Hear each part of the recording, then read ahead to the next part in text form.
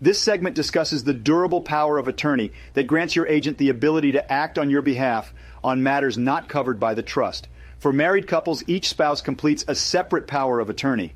The first page looks like what you see on your screen. Page 2 is where it shows the name and the county of the person granting the power of attorney, known as the principal. Just below that is the name of the person you are granting the power of attorney to, known as the agent. Toward the middle of page 2 is where your agent will eventually have to sign. But you don't need to worry about that now, as it can be signed any time at a later date. Of course, if your agent is around, have them sign it now. If not, they can sign any time later. While it is true that your trust allows your successor trustee to step in and manage trust assets in the event of your incapacity, it is important to remember that this only covers trust assets. This still leaves a certain gap in your affairs. For example, you cannot title IRAs and other qualified retirement plans in a trust, and without a power of attorney, a well spouse would be unable to access an incapacitated spouse's retirement accounts. Furthermore, other matters can pop up that are unrelated to your trust, like tax returns, tax elections, and employee benefits, to name but a few. And it isn't always about incapacity either. You could be out of the country in an emergency or in some other situation that renders you unavailable. Many choose to address these gaps and potential situations by executing a power of attorney. There are an unending variety of powers of attorney. For example, some are designed to limit the power holder and help guard against abuse.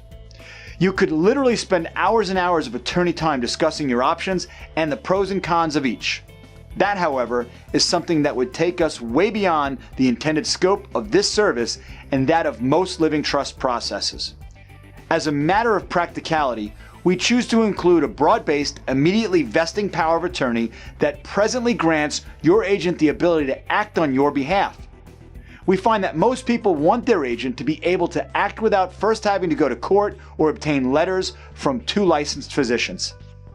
The advantages of immediately vesting broad-based power of attorney are: 1, they cover most acts, and 2, unlike springing powers of attorney, there is no need to legally establish incapacity before your agent is allowed to act. Most spouses seem to trust each other enough, and most single folks are also comfortable granting someone this power. As a middle ground, some elect to execute the power of attorney, but keep it private to their own papers and there if the need arises. Remember, too, that your trust provides its own level of protection against potential abuse because a power of attorney cannot be used on the trust or trust assets. For those that feel the need for more protection, we now give you the option to limit this document to a springing power of attorney, meaning it can only be used if you're incapacitated. To elect the springing power of attorney option, all you have to do is sign the line under paragraph 25 on the last page. Keep in mind, however, that if you elect this option, your agent must first go through the time and expense of obtaining a court order or letters from 2 different licensed physicians to prove your incapacity. That is why, if you have a high level of trust in your agent, you may decline to sign this option. On the other hand, if you have any worries about your agent misusing this power, it may be a good idea to sign this option. And of course, you don't have to execute any power of attorney if you are not comfortable with doing so. It's all up to you. We just provide the option only because a power of attorney can prove invaluable when needed. If you would like to use this power of attorney, please sign and date the signature area on the last page. Then, if you wish to limit it to a springing power of attorney, sign under paragraph 25 towards the top half of the page. After signing, you should have it notarized as soon as possible.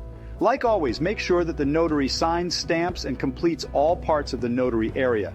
Finally, there is an area on page 2 of the power of attorney where your agent will eventually have to sign, but you don't need to worry about that before executing the power of attorney. Of course, if your agent is around, have them sign it now. If not, they can sign any time later.